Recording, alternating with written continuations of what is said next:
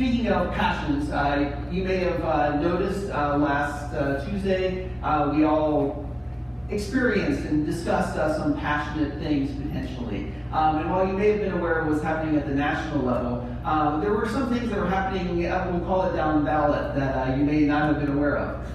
For instance, there were discussions about whether tethering amounted to animal cruelty and the type of penalties that should be assessed with that. There were discussions about transgender health benefits, and specifically whether employers should pay for the operation to allow a transgender individual to become more towards their gender identity. There were questions about and discussions around concealed carry permits, whether a person applying for a permit should be required to undergo a psychiatric evaluation and how much they should pay for that.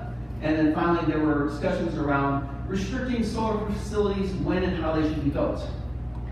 Now, I don't blame most of you for, and understand that most of us don't see these things. And the reason is that they weren't actually on Tuesday's ballot, but they were being discussed across cities and counties across this country in these last couple of weeks, and including this week, and even in our own backyard.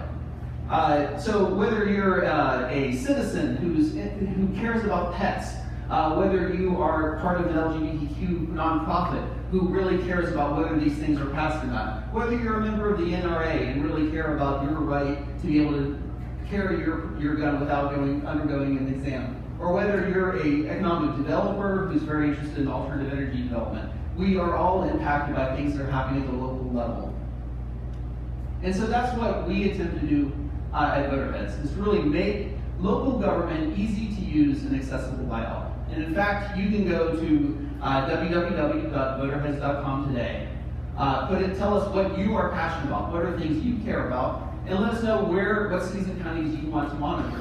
And we provide a free subscription for those of you who want to monitor less than 5 organizations. And in turn, we give you a weekly email that says, hey, here are the meetings that are happening in this upcoming week. And by the way, there are some agenda items that match your passions. And for those of you, and for our professional subscribers, our paid subscription, we let them monitor, obviously, additional pieces.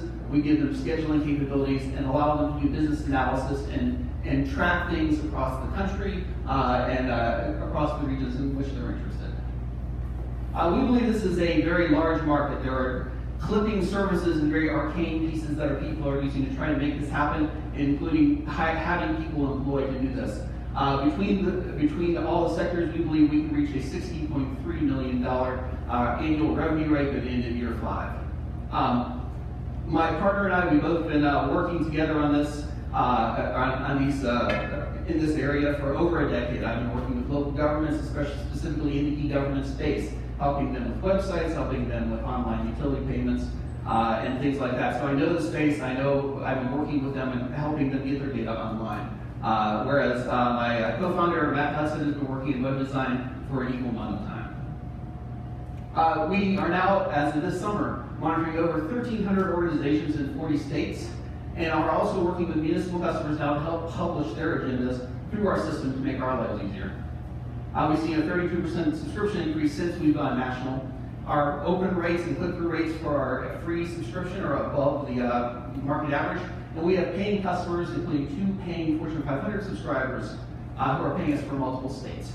So I encourage you to please go out and try us at www.voterheads.com, and I'm happy to take any questions.